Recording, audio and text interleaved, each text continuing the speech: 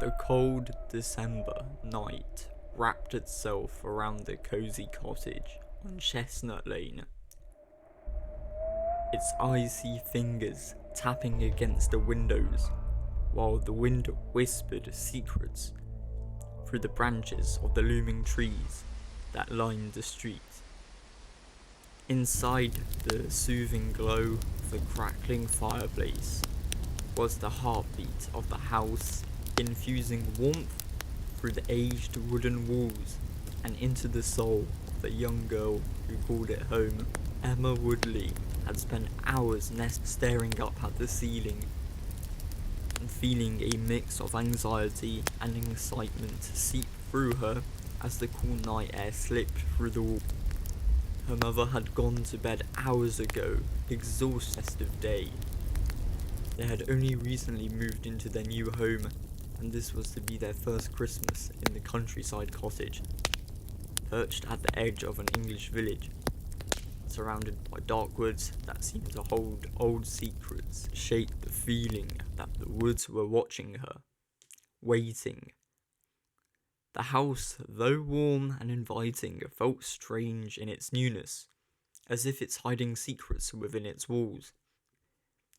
Every creak and groan seemed to whisper, warning of its own, while shadows danced menacingly in the corners, hinting at unseen presences lurking just out of sight.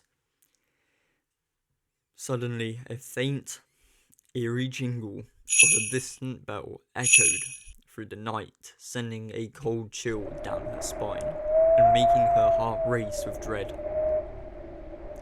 Emma crept down the stairs. Her heart was pounding. The old wooden steps creaked beneath her feet. Shadows from the flickering fireplace danced on the walls, casting ghostly figures that seemed to move with her. She trained her ears, trying to catch any sound beyond the rhythmic ticking of the clock and the wind's mournful wail. Her breath formed little clouds in the cold air as she whispered the same phrase over and over again. You're just imagining things. It's just the house settling. Yet, the feeling of unease grew with each passing minute as the hand of the clock inched closer to midnight. The wind outside grew more insistent, rattling the windows as if it was a bore, a secret it was desperate to share. And then, just as the clock chimed 12, there was a sound that pierced the quiet, a soft, almost tentative knock at the door. Emma's heart leaped into her throat. Was it the sound she'd been waiting for all night?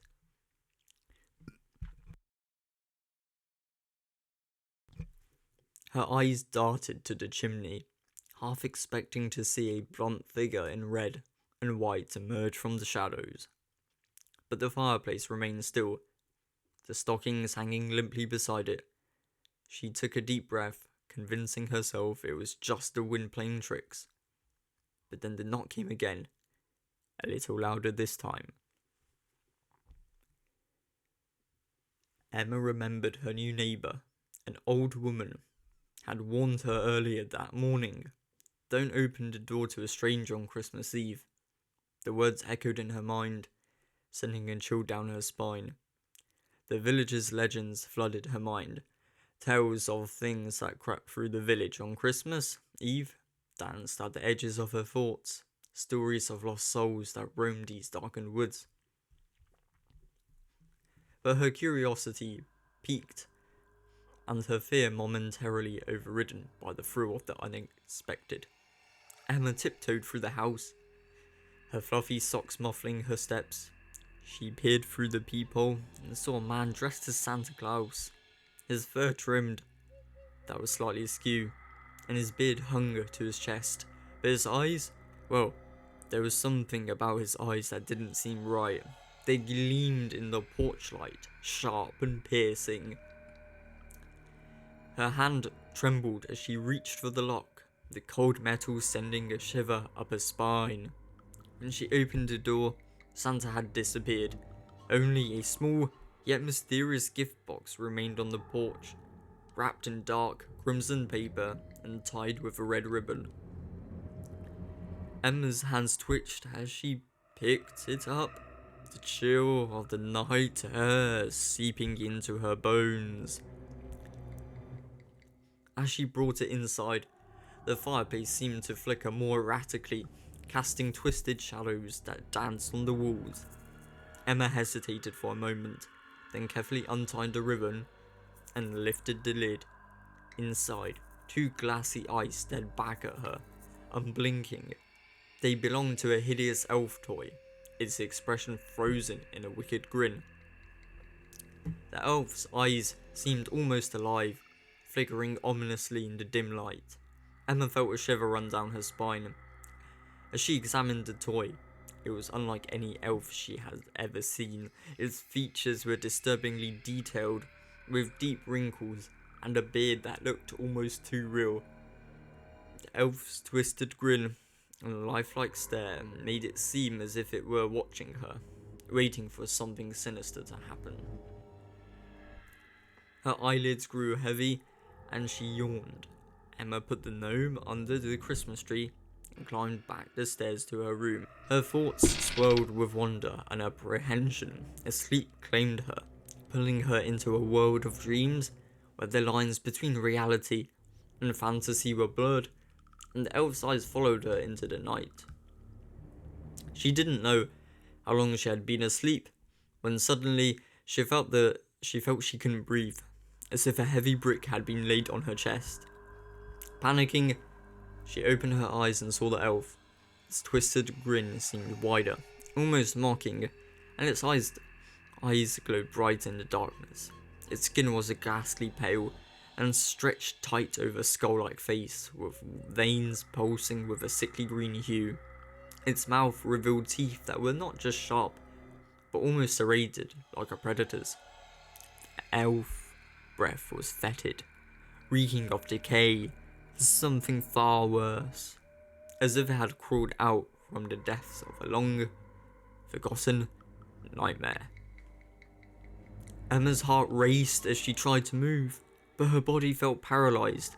The elf's fingers, cold and clammy, tightened around her throat. The pressure was building. As she struggled to draw breath, its nails, long and ever so sharp, dug into her red flesh, leaving crescent, sharp imprints. Emma's heart pounded as she struggled against the weight, the sinister grin on the elf's face seemingly growing wider. With each passing second, she knew she had to do something. But what? Just as she felt herself slipping into unconsciousness, she heard her mother's voice calling from downstairs. "Emma, Emma, are you alright?" The sound jolted her awake, and the elf was gone, leaving her gasping for breath in her dimly lit room. She bolted upright, her eyes scanning the darkness. Her mother's footsteps echoed up the stairs, and the door creaked open, casting a silver of light into the room. "Emma, I thought I heard you scream," her mother said, concern etched on her face. Emma's voice was shaky as she replied, "Mum, there was something on my chest. It felt like it was choking me." Her mother crossed the room quickly, sitting on the edge of the bed and wrapping her arms around Emma.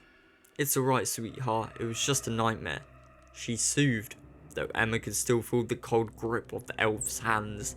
Her mother's warmth was a small comfort, but the lingering fear made it hard for Emma to shake off the terror of her experience. The next morning, Christmas Day dawned bright and crisp. Emma and her mum dressed warmly and made their way to the village church, where the villagers gathered to celebrate the festive season. The air was filled with the scent of pine and a haunting melody of carols echoing through the quaint, snow-covered streets. As Emma mingled with her neighbours, her eyes locked onto the elderly woman who had warned her about Christmas Eve. The woman approached, her expression both brave and knowing, her footsteps barely audible on the frost-covered ground. She leaned in close to Emma and whispered, "Now you know why our grandchildren do not visit us on Christmas Eve." Emma's heart skipped a beat. As the chilling memory of the elf flashed in her mind, the older woman's words left an ominous silence hanging in the air, adding an eerie undercurrent to the day's celebrations.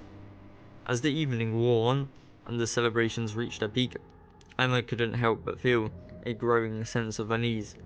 The memory of the elf haunted her twisted grin, and malevolent eyes seared into her mind. Emma's thoughts turned to the older woman's warning. She now grasped the true terror of a night when the spirits of the past emerged to haunt the living.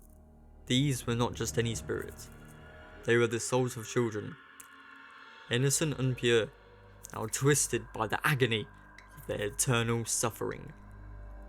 As Emma's heart raced, she remembered the tales whispered among the villagers, stories of children who had perished under mysterious circumstances many years ago. These young souls, once innocent and full of life, had become vengeful spirits, longing for the warmth and love they were denied in death. They returned each Christmas Eve, drawn to the village by the joy and laughter they could no longer partake in.